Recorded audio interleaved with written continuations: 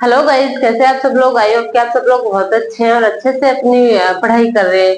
देखिए फ्रेंड्स, अपन SSC GL 2024 pre की जो आपके 36 में पेपर हुए थे उनका सॉल्यूशन कर रहे हैं। अब तक अपन ने 9, 10, 11 और 12 तारीख को जो 12 सितंबर को जो आपके पेपर हुए थे उनका सॉल्यूशन किए हैं। ठीक है, तो मैं एक बहुत ही इजी वे में आपको सॉल्यूशन करवा रही हूँ और ये जो पेपर का सॉल्यूशन है ये हर आपके कॉम्पिटिटिव एग्जाम के लिए इम्पोर्टेंट है। आप चाहे रेलवे, बैंक, SSC या फिर कोई भी स्टेट एग्जाम की भी तैयारी कर रहे हो उनके लिए भी ये बहुत इंपॉर्टेंट है। ठीक है, तो आपको अच्छे से मेरी हर क्लास को देखते हुए चलना और अच्छे से समझते हुए चलना है। यदि कोई आपको क्वेश्चन समझ में नहीं आ रहा है तो आप कमेंट बॉक्स में नीचे कमेंट करके पूछ सकते हैं अपनी क्वेरी की, इस क्वेश्चन में ये वाला डाउट है। ठीक है, तो देखिए आज की क्लास को अपन स्टार्ट करते हैं। देखिए पहला क्वेश्चन आपका सिंप्लीफिकेशन से क्वेश्चन है। निम्नलिखित व्यंजक को सरल कीजिए। देखिए आपके पास में ऐसे आपको एक दिया हुआ है डेटा और इसको आपको क्या करना है, सिंप्लीफाई करना है। ठीक है, तो देखिए इसमें मैंने आपको शुरू से मतलब जो शिफ्ट करवा रही हूँ, हर शिफ्ट में आपके एक दो क्वेश्चन इसके आ रहे हैं और मैं हर हर शिफ्ट में आपको बोर्ड मास का नियम बता रही हूँ। तो आपको बोर्ड मास का नियम आपको पता है तो ऐसे क्वेश्चन को आप इजीली सोल्व कर लोगे। ठीक है, और यदि बोर्ड मास आपको नहीं आता तो आप ऐसे क्वेश्चन को कर ही नहीं सकते। ठीक है, तो देखिए बोर्ड मास क्या होता है आपका। बोर्ड मास होता है पहले आपको ब्रैकेट को सोल्व करना है। ठीक है, फिर ऑफ को सोल्व करना है, फिर डिवीजन या भाग को सोल्व करना है, फिर एम का मतलब मल्टीप्लाई को सोल्व करना है, फिर एडिशन एडिशन और सब्ट्रैक्शन में से मतलब जोड़ और बाकी में से आप दोनों को किसी को भी पहले कर सकते हैं। ठीक है, लेकिन आपको ये सीक्वेंस रखनी है, ऐसे आप चलोगे ना तो ही क्वेश्चन आपका सोल्व होगा। तो देखिए सबसे पहले अपन ब्रैकेट को सोल्व करते हैं और ब्रैकेट में भी सबसे पहले छोटा ब्रैकेट, उसके बाद में मझला ब्रैकेट और सबसे लास्ट में बड़ा ब्रैकेट सोल्व होता है। ठीक है, तो देखिए सबसे पहले अपन छोटा ब्रैकेट देखो यहाँ पे है और ये मझला ब्रैकेट, ये दोनों अलग अलग है तो इनको सोल्व कर लेते हैं। ठीक है, अब देखिए ब्रैकेट के अंदर, इसके अंदर भी अपन देखते हैं तो 70 माइनस लिख दिया मैंने 60। ठीक है, अब देखिए भाग से पहले ऑफ को सोल्व करना है, डिवीजन से पहले ऑफ है, ऑफ का मतलब आपको मल्टीप्लाई करना होता है। तो सबसे पहले आपको 2 और 6 को मल्टीप्लाई करना है तो ये कितना आ जाएगा, 12 आ जाएगा। ठीक है, कोष्टक को बंद कर दिया। उसके बाद में देखिए इसको सोल्व करेंगे अपन छोटे कोष्टक को, तो 20 में से 10 आएगा तो आपका 10 और ये क्या है भाग, ये मैंने ब्रैकेट बंद कर दिया।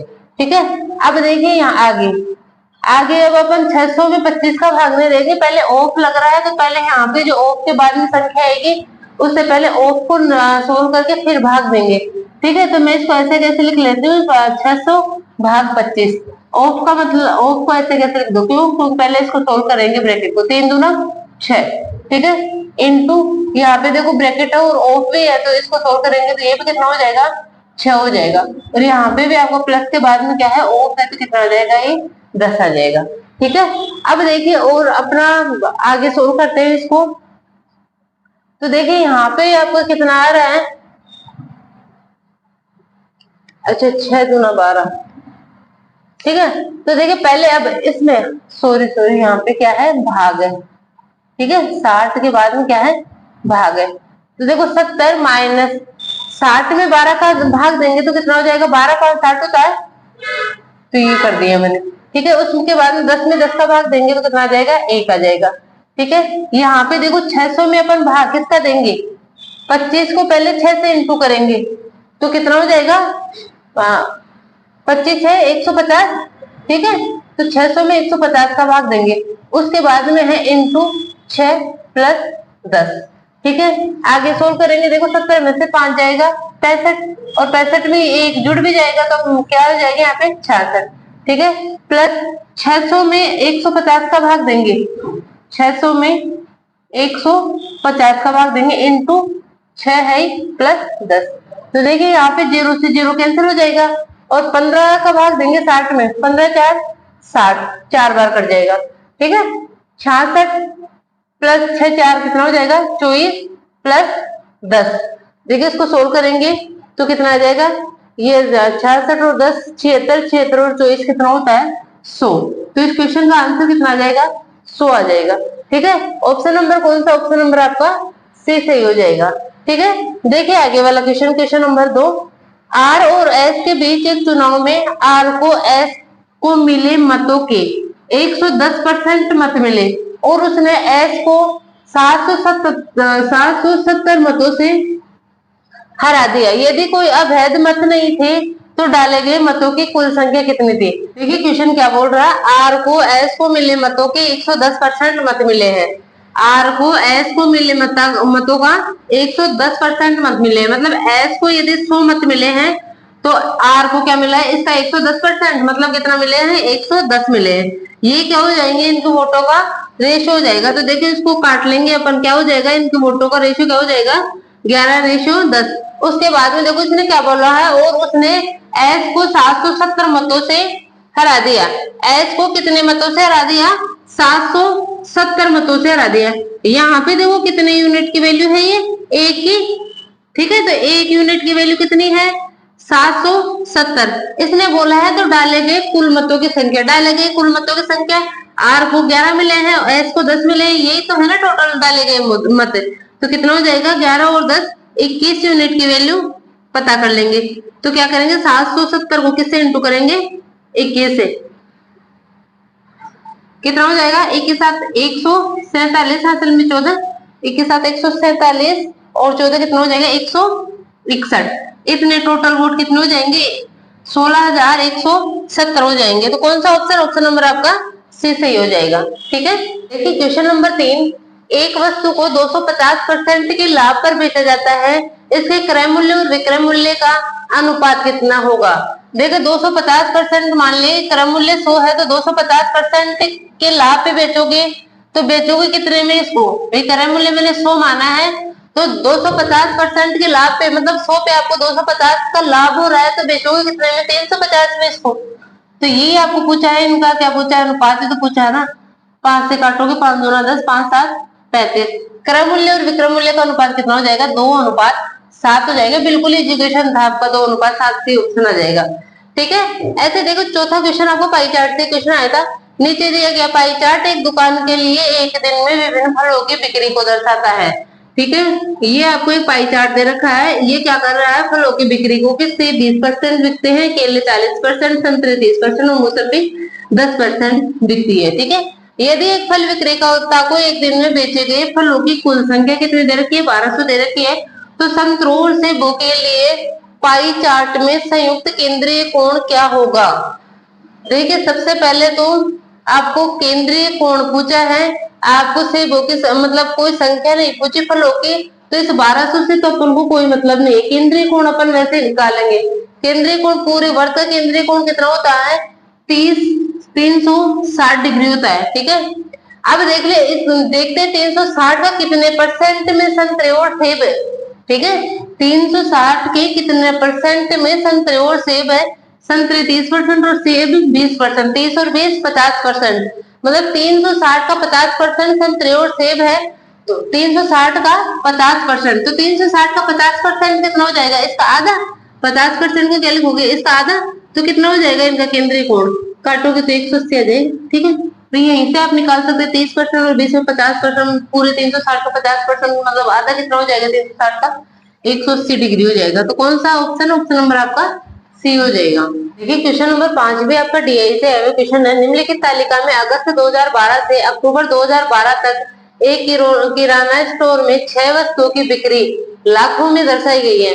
ठीक है, क्या बोल रहा है, अगस्त से अक्टूबर तक 2012, अगस्त से अक्टूबर तक क्या है, किराना स्टोर है, उसमें 6 वस्तुओं की बिक्री है। ठीक है, और ये जो बिक्री है वो लाखों में दर्शाई गई है आपको। ठीक है, देखिए क्वेश्चन क्या पूछा है, अगस्त 2012 से अक्टूबर 2012 की अवधि के दौरान सूखे मेवे, चीनी और चावल की कुल संयुक्त बिक्री चाय, दालों और आटे की कुल संयुक्त बिक्री का कितने परसेंट है।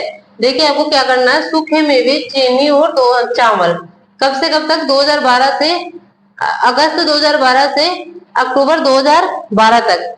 देखिए सूखे मेवे की बिक्री कितनी हुई है, इनको जोड़ लेंगे कितना हो जाएगा, 5 तो 7 7 14, असल में चला जाएगा 6 और 2 8।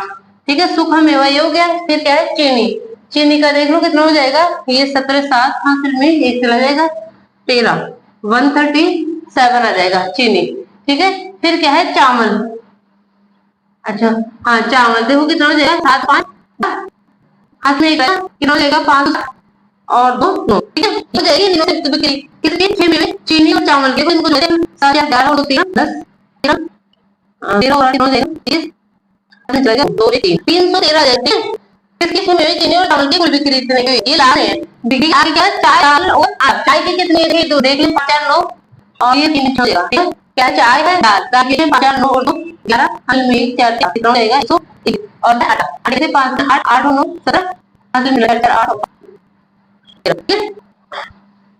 ठीक है, इसको देखो लिख दिया 9 18 में चलेगा 4 5 है 12 हो जाएगा ये हो जाएगा 200। अब आपको क्या बोल रहे थे, आप कितना नंबर है, आप मेरा इनकम है जो करेंगे, देखो 300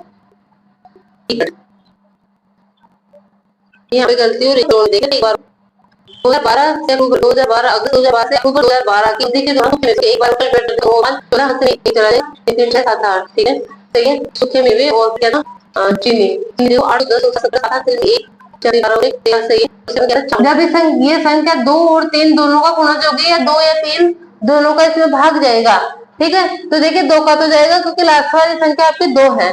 अब अपन 3 का नियम पता कर लेते हैं। इसमें 3 का नियम क्या होता है, आपका 3 का नियम होता है यदि डिजिट्स का सम कर लेते हैं वो उसमें 3 का भाग जा रहा है तो पूरी संख्या आपकी 3 से डिवाइड होगी।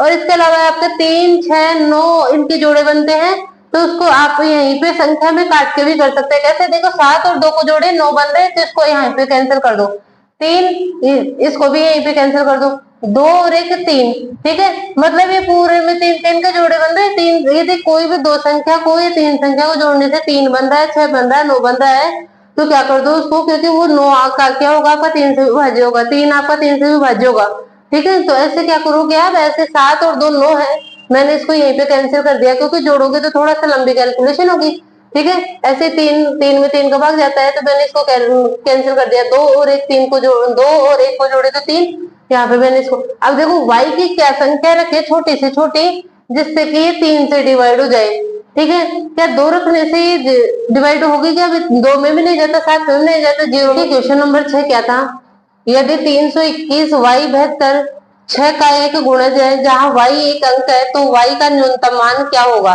देखिए क्या है, ये संख्या है वो 6 का क्या है गुणज है, या अपन ऐसे बोल सकते हैं संख्या में 6 का भाग जा सकता है, ठीक है। तो देखिए 6 के विभाजितता का नियम अपन ने पढ़ रखा है, क्या है कि 6 कब, कोई संख्या 6 से कब विभाजित होगी, जब वो संख्या 2 और 3 दोनों से विभाजित हो, मतलब ये वाली संख्या 2 और 3 दोनों का गुणज होना चाहिए या इस संख्या में 2 और 3 दोनों का भाग जाना चाहिए। तो 2 का नियम तो यहाँ पे लग रहा है कि लास्ट वाली संख्या सम होनी चाहिए, ठीक है। 2 से तो अपन 3 का देखो नियम क्या पढ़ रखा है, डिजिट का सम क्या होना चाहिए आपका 0 होना चाहिए, डिजिट का सम क्या होना चाहिए आपका 3 से विभाजित होना चाहिए, ठीक है। तो देखिए अपन क्या करते हैं 3 6 9 इनका जोड़ा बना के भी क्या करते हैं काटते हैं, कैसे, देखो 7 और 2 9 बन रहे हैं मतलब 9 में जाएगा 3 का भाग तो इसको ऐसे कैंसिल कर दिया, 3 में 3 का भाग जाता है तो इसको कैंसिल कर दिया, 2 और 1 3 इसमें भी भाग जाएगा तो इनको कैंसिल, लास्ट में क्या बच गया y।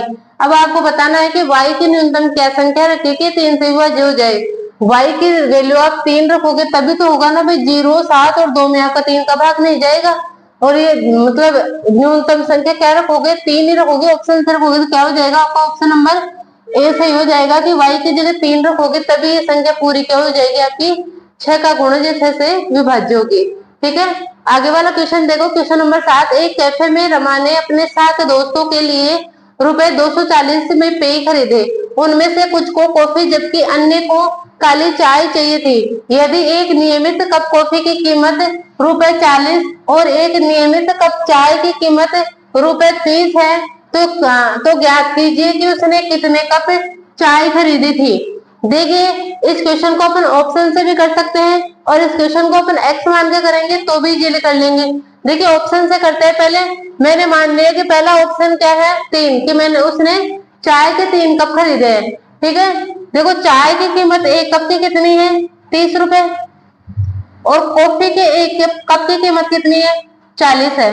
मैंने ऑप्शन ए उठाया और मैंने माना कि उसने चाय के 3 कप खरीदे हैं, ठीक है। चाय के 3 कप खरीदे, चाय के 3 कप कितने में 90 रुपए में खरीदे हैं, और तो कॉफी के टोटल कितने थे 7 कप थे, तो कॉफी के कितने कप खरीदे होंगे 3 चाय के तो 4 कॉफी के खरीदे होंगे, कितने में खरीदे 160 में। तो देखिए इनको जोड़ते हैं तो कितना आता है अपने पास में 250, जबकि उसने पैसे तो 240 ही दिए, तो आपका ऑप्शन नंबर ए क्या हो जाएगा, गलत हो जाएगा।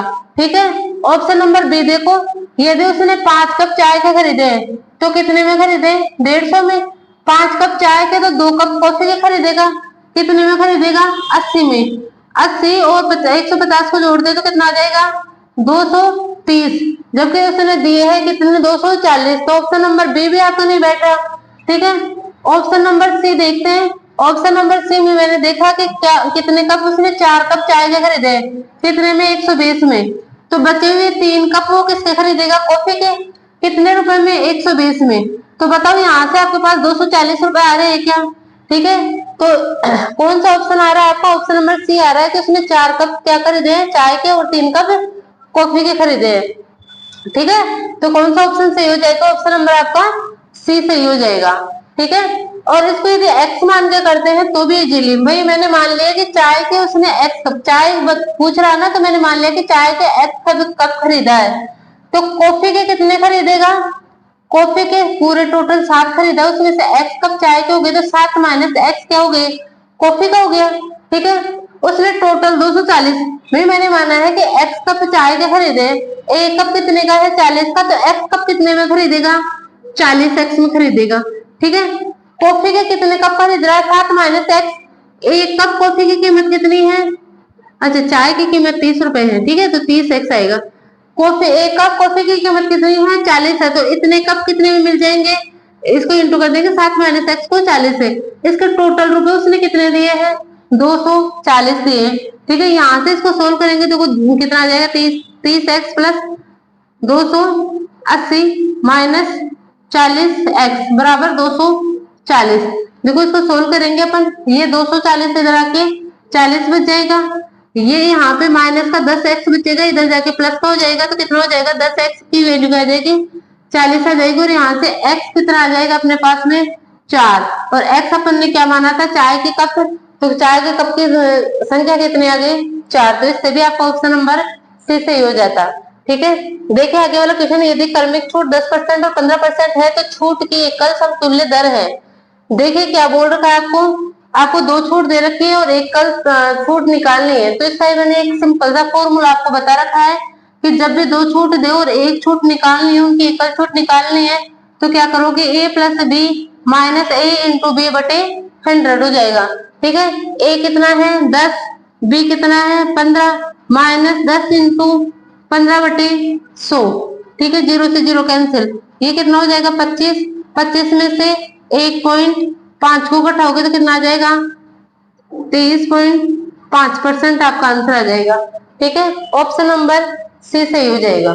देखिए क्वेश्चन नंबर 9, एक टंकी को भरने के लिए 2 पाइपों का उपयोग किया गया है, और जब उन्हें एक साथ चालू किया जाता है तो वे टंकी को 20 मिनट में भर सकते हैं। यदि एक पाइप दूसरे पाइप की तुलना में 2.5 गुना तेजी से टंकी को भर सकता है, तो तेज पाइप अकेले टंकी को कितने समय में भर सकता है।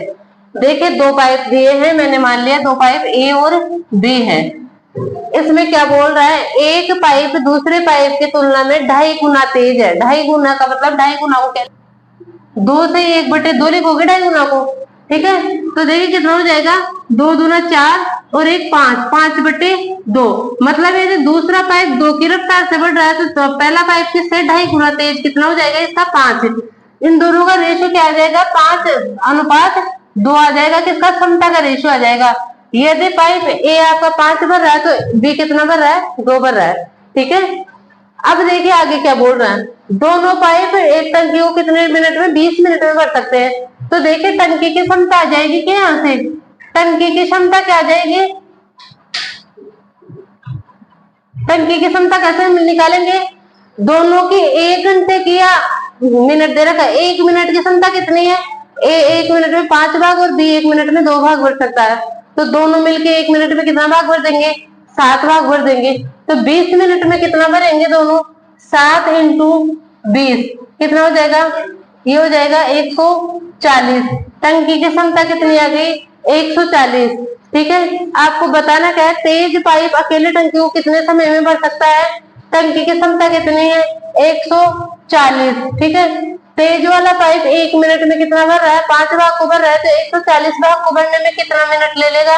अपन इसका क्या करेंगे, 5 का भाग दे देंगे, कितना हो जाएगा, 5 दूना 10, 5 8 40, 28 मिनट में क्या कर देगा, जो तेज वाला पाइप है वो क्या कर देगा, पूरी टंकी को भर देगा। ठीक है, तो ऑप्शन नंबर सी आपका सही है। देखिए आगे वाला क्वेश्चन, प्रणव ने 10% वार्षिक साधारण ब्याज की दर से रुपए 6,23,305 की राशि उधार ली।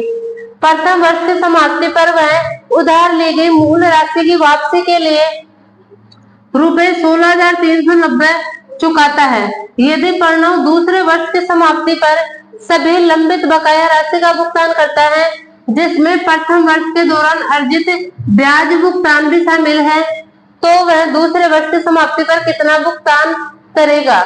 देखिए सबसे पहले तो आपको क्या दे रखा है, ब्याज की दर दे रखी है कितने, 10%। कितने रुपए उधार ले रहा है, 6,23,305 रुपए।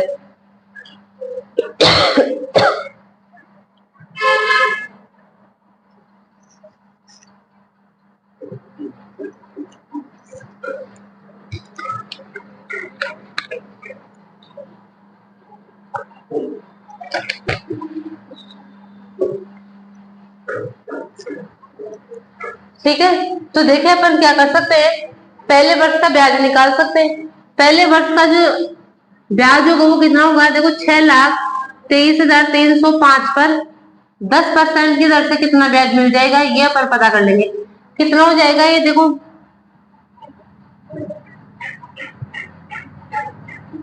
ये आ जाएगा 62,323.5 आ जाएगा। ये क्या है, पहले वर्ष का ब्याज है। ठीक है, उसके बाद में देखो क्या कर रहा है वो, पहले वर्ष की समाप्ति पर उसने क्या किया है, मूल राशि का 16,390 रुपए देता है। भाई आपको देखो ये चीज ध्यान रखनी है कि जो सिंपल इंटरेस्ट होता है उस पे ब्याज नहीं लगता, जो मूल राशि होती है उस पे ब्याज लगता है। इसलिए क्या किया है, पहले वर्ष की समाप्ति पर उसने क्या किया है, 16,390 रुपए वापस दे दिए। मतलब इस 6,23,305 रुपए में से 16,390 रुपए वापस कर दिए उसने, 16,390 रुपए। तो अब दूसरे वर्ष वो कितने रुपए पे ब्याज देगा, ये अपन इसमें से माइनस कर लेंगे। देखिए कितना आ जाएगा, ये आ जाएगा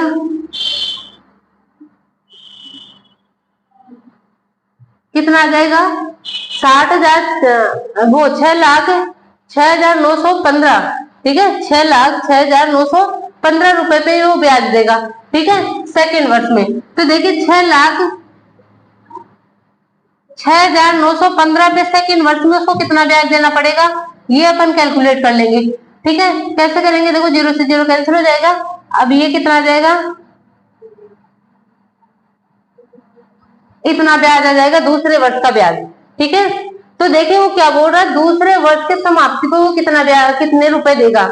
तो देखिए सबसे पहले तो वो दूसरे वर्ष की समाप्ति पे क्या देगा, पहले वर्ष का ब्याज भी देगा, दूसरे वर्ष का ब्याज भी देगा, और जितनी राशि रह गई थी उसकी, भाई उसने टोटल 6,23,305 में से इतनी राशि वापस दे दी थी, इतनी राशि अभी भी उसकी बकाया रह गई थी, तो इस राशि को भी वापस करेगा और साथ में ये ब्याज भी वापस करेगा। तो देखिए कितनी राशि वापस करेगा, इन तीनों को जोड़ देंगे अपन। ठीक है, किस किस को, ये है 62,330, ये आपका है 6,06,915 और एक इन सबको जोड़ लेते हैं। देखो 0 5 5 10 हासिल में एक चला जाएगा, कितना हो जाएगा, 6 और 1 7। यहाँ पे देखो 3 4 9 4 13 का 3 हासिल में एक चला जाएगा, 13 और 6 कितना हो जाएगा, 19। 937 आ रहा है कि लास्ट में, ये देखो एक ही ऑप्शन में आपके 937 आ रहा है। ठीक है, तो इतना कैलकुलेट करने की जरूरत ही नहीं है, पर वो कितना आ जाएगा, 7,29,937 रुपए वो दूसरे वर्ष के अंत में देगा। तो ऑप्शन नंबर आपका बी एकदम सही हो जाएगा। ठीक है, देखिए क्वेश्चन नंबर 11, एक बार ग्राफ से क्वेश्चन आया था। क्या आया था, दिया गया बार ग्राफ 5 कंपनियों का टर्नओवर करोड़ में दर्शाता है। ठीक है, आपको क्या दे रखा है, 5 कंपनियां दे रखी है, HDFC, GM, हीरो, LG और BPL। ठीक है, इनका देखो क्या दे रखा है, इनका टर्नओवर दर्शा रखा है। ठीक है, ये वाला जो ग्राफ है ये दर्शाता है आपका 2017 से 18 के बीच में, ये जो है आपका 18 से 19 के बीच में, और ये वाला ग्राफ है, ये क्या दर्शा रहा है, 2019 से 20 के बीच में आपका टर्नओवर को दर्शा रहा है। ठीक है, आपको देखो क्वेश्चन क्या पूछा था, वर्ष 2018 से 2019 और 2019 से 2020 के बीच सभी कंपनियों के कुल औसत बिक्री टर्नओवर के बीच का अंतर कितना है। देखिए आपको किस किसके बीच में दे रखा है, 2018 से 19, 2018 से 19 के बीच का ग्राफ, ये वाला बीच वाला। ठीक है, तो देखिए अपन क्या कर लेते हैं, सबको जोड़ औसत क्या करेंगे, 2018 से 19 के बीच में सबका जो जितना भी टर्नओवर है उसको जोड़ के कितनी कंपनी है, 5 कंपनी है, 5 का भाग लगा लेंगे। ठीक है, तो देखिए इसको जोड़ते हैं कितना हो जाएगा, 250 और 350 आपको 600। ठीक है, या तो आप वैसे देख लो या देख लो, 250 है, फिर जीएम का है 350, हीरो का है 275, फिर एलजी का कितना है 200 है। ठीक है, और आपको बीपीएल का कितना है 400 है। ठीक है, इन सबको जोड़ेंगे तो ये आ जाएगा 2018 से 19 वाला। ठीक है, जोड़ेंगे इन सबको तो कितना आ जाएगा, देखिए ये 5 है, 5 5 10 और 7 17, हासिल में कितना चला जाएगा, 1 3 3 6 और 4 10 और 4 14, 1475। इसका एवरेज निकालते हैं अपन तो कितना आ जाएगा, ये आ जाएगा 5 दूना 10, 5 9 45 और 5 25, 295 आ जाएगा। अब अपन को किस वर्ष का चाहिए, 2019 से 20 के बीच का भी चाहिए। 2019 से 20 का एचडीएफसी का 300, जीएम का 250, ठीक है, हीरो का 300, एलजी का 300 और बीपीएल का 350। ठीक है, तो देखिए इसको जोड़ लेते हैं, 3 3 से 3 900 और 1250, 1300, 1400, 1500 हो गया। ठीक है, इसका जो अपन एवरेज निकालेंगे 5 का भाग देंगे, कितना आ जाएगा, 5 3 15, 300 आ जाएगा। आपको इन दोनों के बीच का डिफरेंस ही पूछा है, कितने पैसे का है, 5 करोड़ में दे रखा है, तो कितने का आ जाएगा, रुपए 5 करोड़ का क्या आ जाएगा, इनके बीच में डिफरेंस आ जाएगा। तो देखिए थोड़ा सा इजी क्वेश्चन था, थोड़ा इतना कुछ नहीं था इसमें, ऑप्शन नंबर ए हो जाएगा। ठीक है, देखिए क्वेश्चन नंबर 12, ए और बी क्रमशः 2 सेंटीमीटर और 1 सेंटीमीटर की त्रिज्या वाले दो वृत्तों के केंद्र है, जहां ए बी बराबर 5 सेंटीमीटर है। सी त्रिज्या 8 सेंटीमीटर वाले एक अन्य वृत्त का केंद्र है, जो उपरोक्त प्रत्येक दोनों वृत्त को बाहरी रूप से स्पर्श करता है। यदि ए सी बी बराबर 90 डिग्री है तो आर का मान क्या होगा।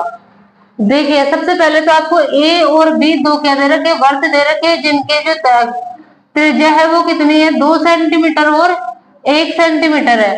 अब देखो ए और बी के बीच की दूरी 5 सेंटीमीटर है, और वैसे देखो यदि स्पर्श करते तो दोनों के बीच की दूरी 3 सेंटीमीटर होती, लेकिन ए बी की दूरी 5 सेंटीमीटर है, इसका मतलब दोनों वर्त क्या है, दूर दूर है।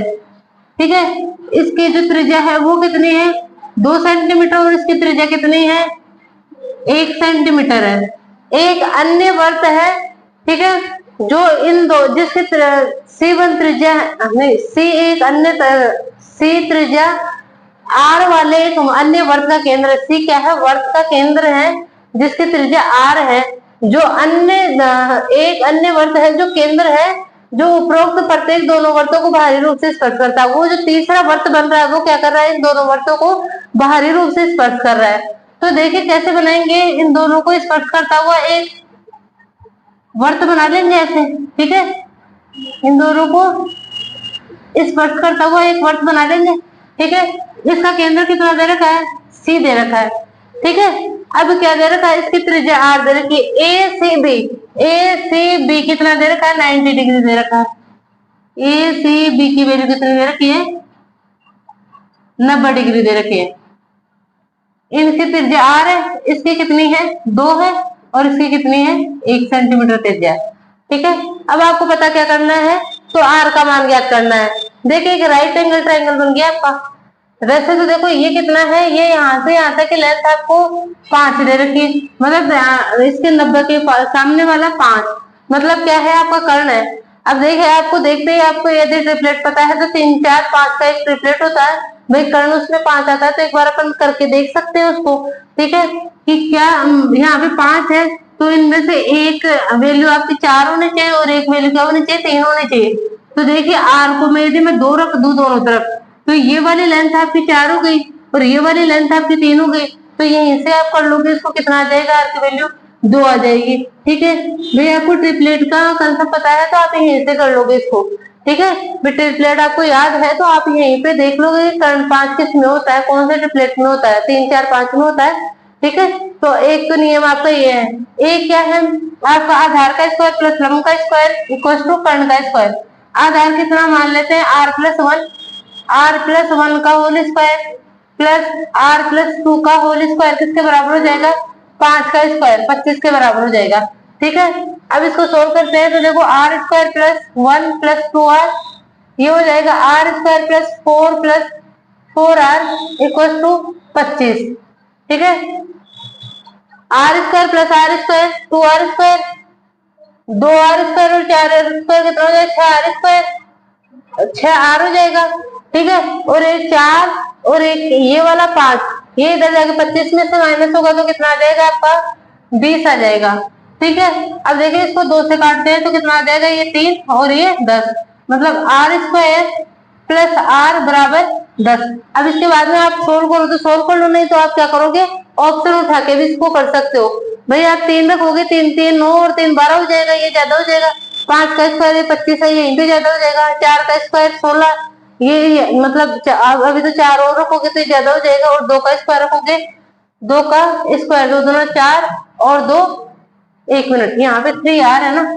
ठीक है, देखो 2 रखोगे तो 2 का स्क्वायर 4 और 3 दूना 6, ये 10 आ रहा है, तो r कितना आ जाएगा आपका, r को 2 रखोगे, ऑप्शन नंबर आपका डी सही हो जाएगा। ठीक है, आगे वाला क्वेश्चन देखिए 13 नंबर, 21 सेंटीमीटर त्रिज्या वाले वर्ताकार पिज्जा का 1/4 भाग संपूर्ण पिज्जा से निकाल दिया जाता है, शेष पिज्जा का परिमाप कितना होगा।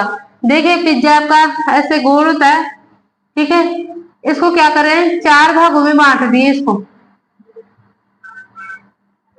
ठीक है, और फिर क्या बोल रहे हैं, इसका 1/4 भाग निकाल लिया जाता है, मतलब ये वाला भाग निकाल दिया गया।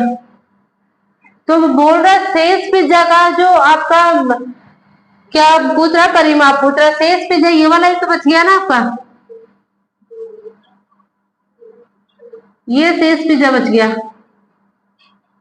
ठीक है, इसको ऐसे कर लेते हैं। ठीक है भाई, ये वाला भाग निकाल दिए और ये बच गया। अब देखिए परिमाप क्या होता है, पूरे वर्ग का परिमाप तो क्या होता है, 2πr,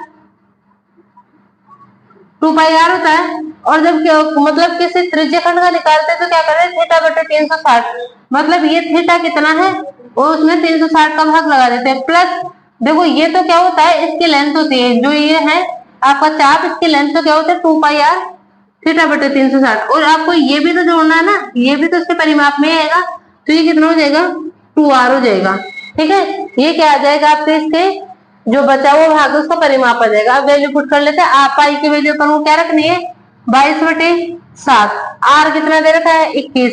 अब देखिए थीटा क्या हो जाएगा, तो पूरे वर्त का कितना होता है, जो पूरे वर्त का कोण कितना होता है, ये होता है 360 डिग्री। तो 1/4 भाग निकाल रहे हैं तो कितना कोण बच जाएगा, 360 का 1/4 90, तो कितना बच जाएगा आपका, यहाँ से कितना कोण बच जाएगा, ये बच जाएगा 270। तो इसको किससे इंटू कर लेंगे, 270/360 प्लस 21 दूना 42 हो जाएगा। ठीक है, 7 से काटेंगे 7 ये 21, 0 से 0 कैंसिल, 3 से काटेंगे,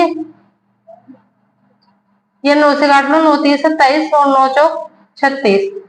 ठीक है, और 4 से काटेंगे, देखो 4, ये कितना आ जाएगा 11। अब इसको सोल्व करते हैं तो 11 3 33 और 33 को 3 से इंटू करते हैं तो 99, 99 में 42 को जोड़ दे तो कितना आ जाएगा, 141 सेंटीमीटर क्या आ जाएगा, इसका परिमाप आ जाएगा। कौन सा ऑप्शन, ऑप्शन नंबर आपका ए सही हो जाएगा। ठीक है, देखिए क्वेश्चन नंबर 14, 7 इकाई त्रिज्या वाले एक वृत्त से 7 इकाई लंबाई की जीवा से एक चाप काटा जाता है, छोटे हिस्से का चाप की लंबाई क्या है। देखो क्या बोल रहा है, ऐसे एक वृत्त है, इससे क्या कर रहे हैं, 7 इकाई त्रिज्या वाले एक वृत्त से 7 त्रिज्या कितनी है, 7 है, और 7 सेंटीमीटर त्रिज्या की क्या वो काट रहे हैं जीवा। ठीक है, मान लिया इसका केंद्र ये है, आपको बताना क्या, छोटे हिस्से के चाप की लंबाई क्या, छोटे हिस्से का चाप की लंबाई मतलब ये वाला आपको पता करना है। ठीक है, देखिए सबसे पहले तो इस चाप की लंबाई पता करने के लिए मैं इसको इससे मिलाती हूँ।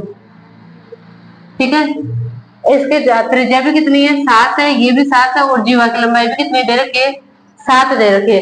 देखिए ये पता करने के लिए सबसे पहले मेरे को ये कोण पता होना चाहिए। तो देखिए कोण कितना हो जाएगा आपका, भाई तीनों, ये एक त्रिभुज बन गया आपका, और त्रिभुज की तीनों भुजाएं समान है, तो वो समबाहु त्रिभुज और समबाहु त्रिभुज के तीनों कोणों का मान कितना होता है, 60 डिग्री। तो ये कोण कितने का हो जाएगा आपका, 60 डिग्री का हो जाएगा।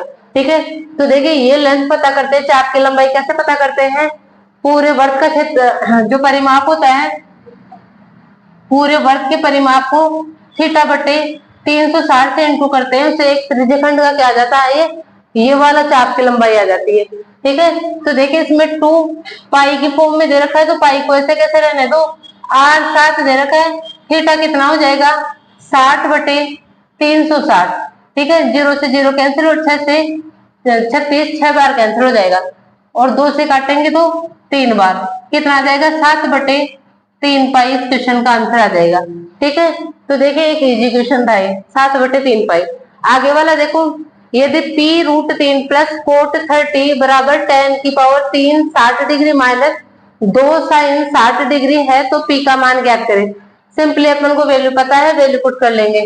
p√3 कोट 30 की वैल्यू कितनी होती है, कोट 30 की वैल्यू होती है √3। ठीक है, बराबर tan 60 की वैल्यू कितनी है, √3, और √3 का क्यूब करेंगे तो कितना आ जाएगा, 3√3 माइनस 2। साइन 60 की वैल्यू कितनी होती है, √3 बटे 2 होती है। ठीक है, तो देखिए यहाँ पे 2 से 2 कैंसिल हो जाएगा। अब देखिए ये क्या हो गया, √3 और √3 कितना बन गया, 2√3। p बराबर यहाँ पे देखिए 3√3 में से 1√3 जाएगा, तो ये भी 2√3 बच जाएगा। ठीक है, तो इससे ये कैंसिल हो जाएगा, और p की क्या वैल्यू आ जाएगी आपकी, 1 आ जाएगी। ठीक है, तो ऑप्शन नंबर आपका बी सही हो जाएगा। ठीक है, देखिए आगे वाला क्वेश्चन, यदि त्रिभुज PQR सर्वांगसम है त्रिभुज ABC के, तो AB बराबर 6 सेंटीमीटर है, कोण B बराबर 50 डिग्री है, और कोण A बराबर 70 डिग्री है, तो निम्नलिखित में से कौन सा विकल्प सही होगा। आपको इन 4 विकल्प से बताना है कि कौन सा सही है। देखिए क्या दे रखा है, 2 त्रिभुज दे रखे हैं, और दोनों क्या है, आपस में सर्वांगसम है, PQR, और एक त्रिभुज क्या है, AB और C। उसके बाद में आपको दे रखा है, देखिए AB बराबर कितना दे रखा है, 6 सेंटीमीटर, कोण B बराबर कितना दे रखा है, 50 डिग्री, और कोण A बराबर कितना दे रखा है, ये दे रखा है 70 डिग्री, और दोनों क्या है, आपस में सर्वांगसम है। तो देखिए सर्वांगसम त्रिभुज हैं, तो क्या होते हैं, सर्वांगसम का मतलब सभी अंग समान है। ठीक है, तो देखिए यदि ये कोण B है, तो ये B कोण 50 है, तो कोण Q भी 50 हो जाएगा, और कोण A 70 है, तो कोण P भी 70 हो जाएगा। ठीक है, ये वाले AB भुजा आपकी 6 है, तो PQ भुजा भी आपकी क्या हो जाएगी, 6 हो जाएगी। अब देखिए एक बार देखते हैं QP बराबर 6 सेंटीमीटर, QP बराबर 6 सेंटीमीटर, और कोण R बराबर 60 डिग्री। देखते हैं कितना आएगा, 70 और 50 आपका कितना हो जाएगा, 120। तो एक कोण R कितना हो जाएगा, ये 60 डिग्री तो हो जाएगा ना, तो आपको option number A he match हो जाएगा। ठीक है, QP की वैल्यू कितनी हो जाएगी आपकी 6 सेंटीमीटर, और कोण R की वैल्यू कितनी हो जाएगी, 60 डिग्री हो जाएगी। कोण आपका कौन सा ऑप्शन ए ही आपका सही हो जाएगा। ठीक है, देखिए क्वेश्चन नंबर 17, यदि A अनुपात B बराबर 6:8 और B अनुपात C बराबर 5:10 है, तो A अनुपात B अनुपात C का मान ज्ञात कीजिए। आपको देखो सिंपली क्या करना है, A अनुपात B अनुपात C निकालना है। तो A अनुपात B दे रखा है 6:8, B अनुपात C दे रखा है 5:10। ठीक है, तो देखिए ABC निकालना है, तो अपन क्या करेंगे, A के लिए इन दोनों को इंटू कर लो, या देखो यहाँ पे देख लो कि यहाँ पे B की वैल्यू 8 और यहाँ पे B की वैल्यू कितने है, 5 है। ठीक है, तो देखिए B की वैल्यू 2 नहीं हो सकती, तो इसको सेम बनाने के लिए भाई मैं किससे इंटू करूं, किससे इंटू करना पड़ेगा, इसको 5 से इंटू कर दो और इसको 8 से इंटू कर दो, तो दोनों जगह 40 बन जाएगा। एक नियम तो ये है, एक नियम क्या है, इन दोनों को इंटू कर दो, ए के लिए 6 5 30, बी के लिए इन दोनों को आपस में इंटू कर दो 8 5 40, और सी के लिए इन दोनों को आपस में इंटू कर दो, कितना हो जाएगा 80। यहाँ से देखो 0 0 कैंसिल हो जाएगा, कितना आ जाएगा 3:4:8 आ जाएगा। तो ऑप्शन नंबर आपका बी सही हो जाएगा। ठीक है, आगे वाला क्वेश्चन देखो, यदि साइन 31 बराबर ए है तो कोट 59 का मान ज्ञात कीजिए।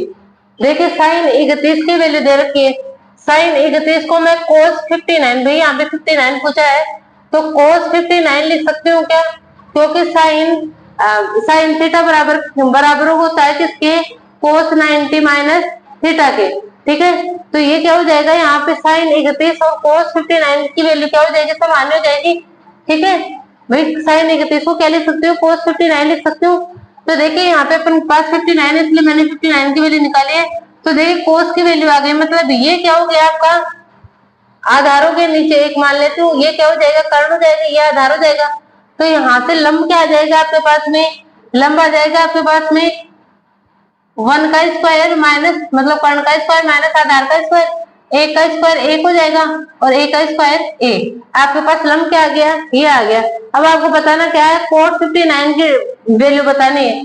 कोट क्या होता है आपका, आधार बटे लंब होता है। आधार कितना है यहाँ पे, आधार है ए और लंब कितना है 1 माइनस रूट में 1 माइनस ए स्क्वायर, तो ये क्या हो जाएगा, इसका मान हो जाएगा।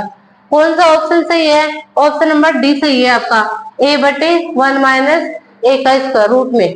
ठीक है, आगे वाला 19 नंबर क्वेश्चन देखो, यदि 1 minus sine theta plus 1 plus sine theta equal to 4 sec theta है, जहाँ पे थीटा की वैल्यू 0 से 90 के बीच में है, तो cot theta plus cosec theta का मान ज्ञात कीजिए। देखिए इसको सिंपली सोल्व कर लेंगे, एलसीएम लेंगे तो नीचे आ जाएगा 1 माइनस साइन थीटा और 1 प्लस साइन थीटा।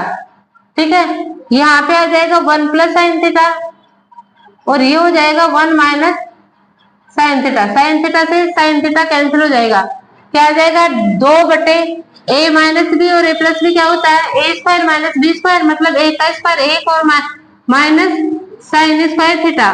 ठीक है, 1 माइनस साइन स्क्वायर थीटा क्या होता है, कोस स्क्वायर थीटा।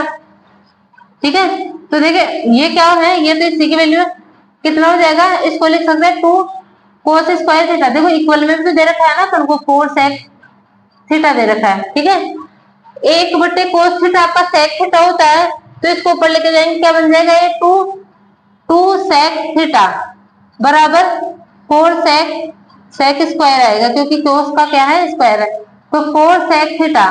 ठीक है, 2 से 4 2 बार कैंसिल हो जाएगा, सेक से 1 सेक कैंसिल हो जाएगा।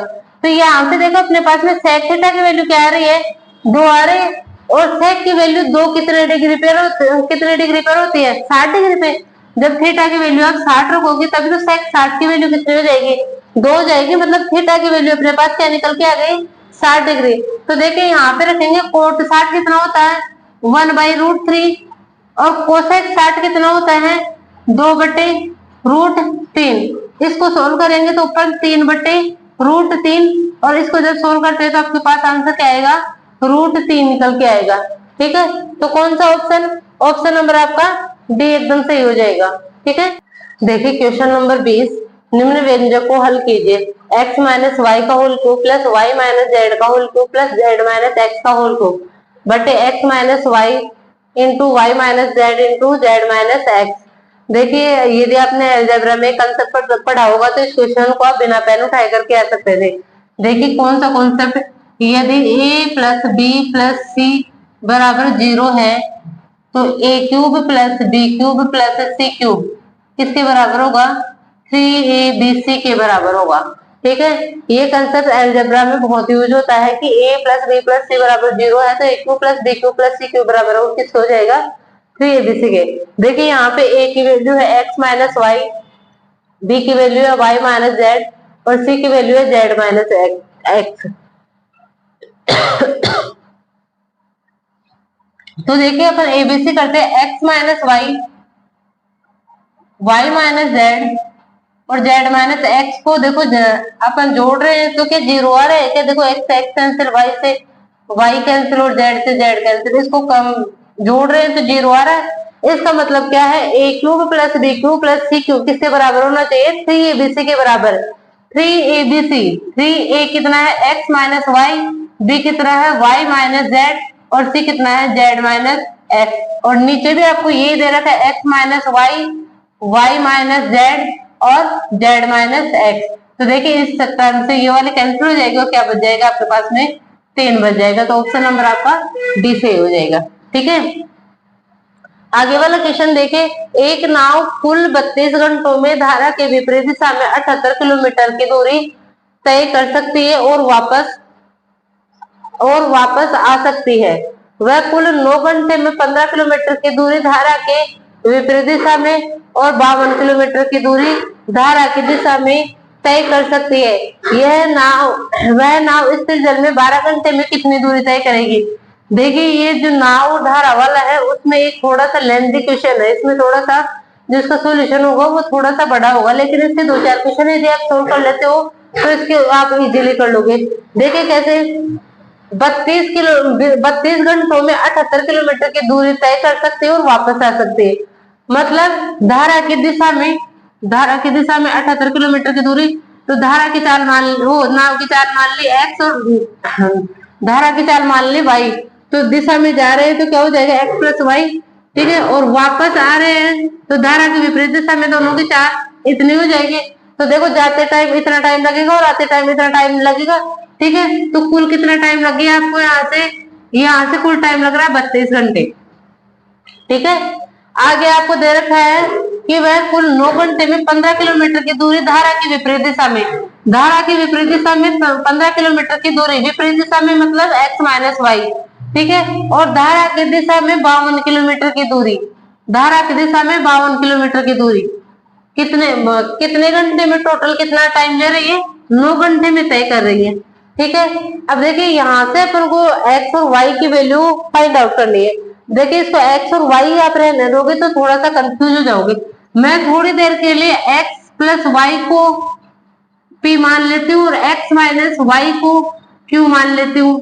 ठीक है, तो इससे थोड़ा सा अपना क्वेश्चन इजी हो जाएगा। तो x प्लस वाई को मैंने माना है p और x माइनस वाई को मैंने क्या माना है, q माना है। ठीक है, ऐसे x प्लस वाई को यहाँ पे p और x माइनस वाई को क्या माना है, q माना है। इससे अपन क्वेश्चन को सोल्व करेंगे तो देखिए अपने पास में 2 इक्वेशन बन जाएगी और थोड़ा सा इजी हो जाएगा क्वेश्चन।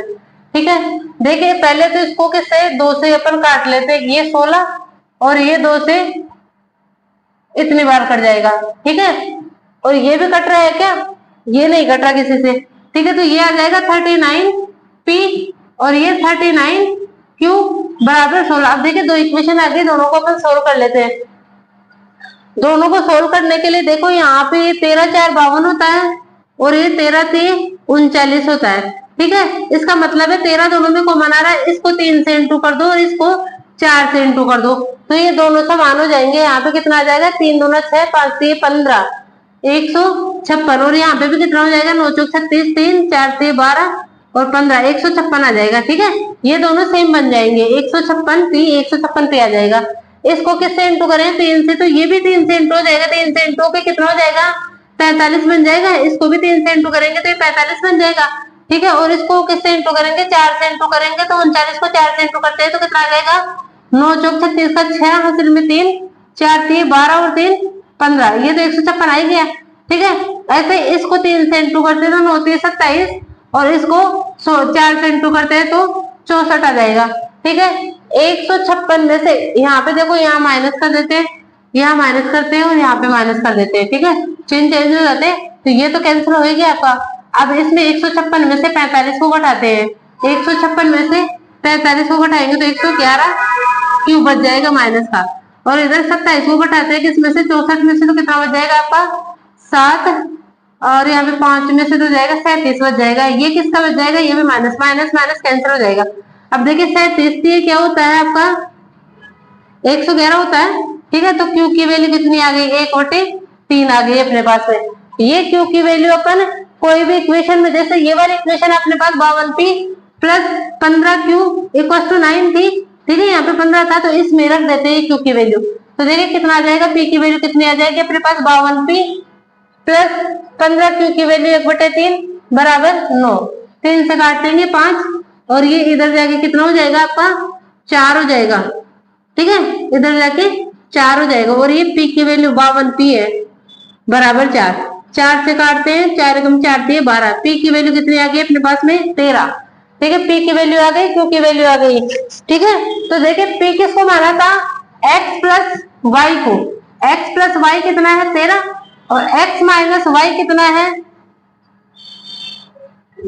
भाई p किसको माना था, सॉरी एक मिनट यहाँ पे p अपन को मानना था, p मानना था 1/x प्लस वाई को, तभी तो यहाँ पे मैंने p लिखा ना। और q किसको मानना है 1/x माइनस वाई को, ठीक है। तो देखिए यहाँ पे p की वैल्यू अपन क्या रखेंगे, p रखेंगे अपन कितना, ये 1/13 आएगा, ठीक है।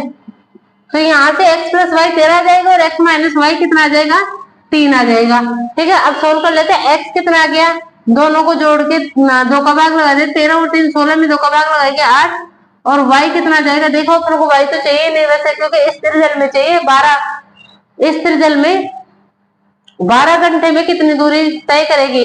तो इस त्रिजल में क्या हो जाएगा, आपकी धारा की चाल 0 हो जाएगी। तो अपन को कितने 12 घंटे में, और चाल कितनी है, नाव की चाल कितनी है 8 है, तो कितनी दूरी तय करेगी, देखो किससे 8 किलोमीटर पर घंटा तो दूरी वो चाल है और समय कितना है 12 है। तो इसको सोल्व कर लेंगे, कितना हो जाएगा 8 में 16 और 8 1 8 9 12 8 96 किलोमीटर, इसका क्या आ जाएगा आंसर आ जाएगा। तो देखिए थोड़ा सा लेंथी क्वेश्चन है लेकिन है इजी, ठीक है। तो कौन सा ऑप्शन, ऑप्शन नंबर आपका 20 नंबर 22। 70 मीटर त्रिज्या और 46,200 मीटर क्यूब आयतन वाले शंक्वाकार पानी की टंकी की ऊंचाई ज्ञात कीजिए। देखिए शंकु का जो आयतन होता है उसका फॉर्मूला क्या होता है 1/3 पाई आर स्क्वायर एच, ठीक है। ये अपन को दे रखा है कितना 46,200 दे रखा है, ठीक है। अब इसको सोल्व कर लेते, देखिए आर अपन को दिया हुआ है, एच पता करना है, पाई की वैल्यू होती है 22/7, आर कितना दे रखा है 70 सेंटीमीटर 70 मीटर, तो 70 इंटू 70 हो जाएगा, इंटू एच यहाँ से पता कर लेंगे, इधर क्या है 46,200, ठीक है। देखिए सोल्व करते हैं, 2 जीरो से 2 जीरो कैंसिल, 7 से 7 कैंसिल हो जाएगा, ठीक है। अब इसको सोल्व करते थे, 11 से कटेगा क्या, 11 से कट रहा है, 11 दूना 22 और ये कितनी बार कट जाएगा 11 चौक 44 और 11 दूना 22। इसके बाद में देखिए 2 से काटते तो कितना आ जाएगा 21 आ जाएगा। तो देखिए किसकी वैल्यू एच की वैल्यू निकालते हैं पर, और देखो 7 से भी कट रहा है ना, 7 से 21, ठीक है। तो एच की वैल्यू क्या आ जाएगी, यहाँ से देखो इधर 3 बचा है, ये 3 3 से इंटू होगा तो कितना आ जाएगा आपका 9 आ जाएगा, ठीक है। एच की वैल्यू कितनी आ रही है 9 मीटर आ जाएगी।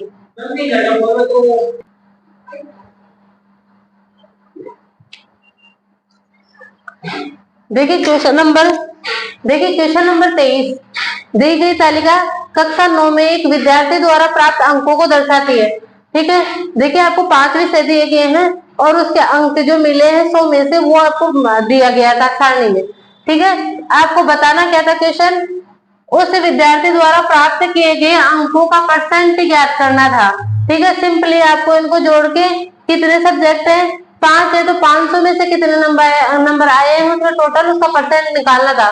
तो देखिए कैसे निकालेंगे, 3 और 5 8 8 16, ठीक है। असल में 1 9 चौक 36 और 7 कितना हो जाएगा 43 और 1 44, ठीक है। कितने नंबर आए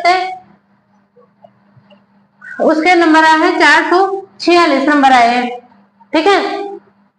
सॉरी 9 चौक 36 और 7 43, हाँ सही है, ठीक है।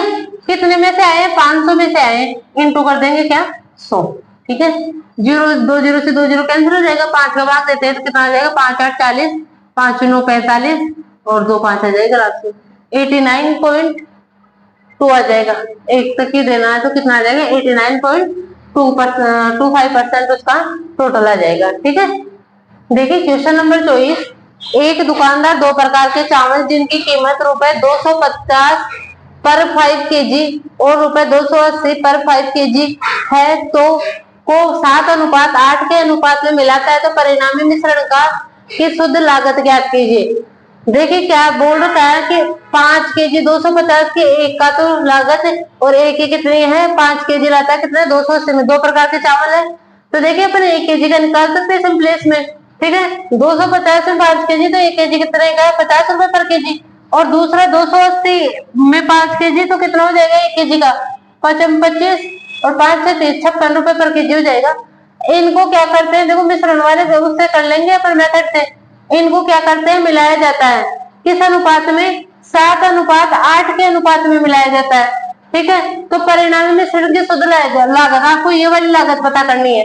देखिए ये क्या दे रखा है, इनको इस किस अनुपात में मिला रखा है। तो देखो इसका सिंपल सा अपन मिश्रण में पढ़ते हैं कि इन दोनों का डिफरेंस कितना है, 6। ये किसकी वैल्यू होता है, इन दोनों का योग किस अनुपात में मिला रहे हैं, 7:8। तो इन दोनों का योग कितना हो जाएगा, 15।